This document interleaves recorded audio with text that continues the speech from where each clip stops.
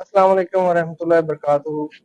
यासर Iqbal Qureshi, law instructor, police training school से बोल रहा है। डियर स्टूडेंट्स, आज हम जिस टॉपिक को डिस्कस करेंगे वो है कुरान और हदीस की रोशनी में इल्म की अहमियत। कुरान पाक में आया है सूरह मुजादला में,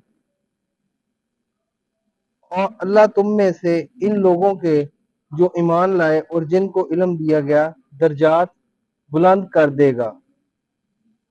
एक दूसरी जगह सूरह तहा में आया है जिसका तर्जमा है, ए नबी फरमा दीजिए, ए मेरे परवरदिगार मेरे इल्म में इजाफा कर।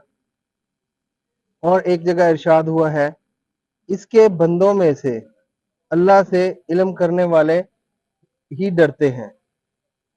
फिर हदीस की रोशनी में आया है, इल्म हासिल करना हर मर्द औरत पर फर्ज है।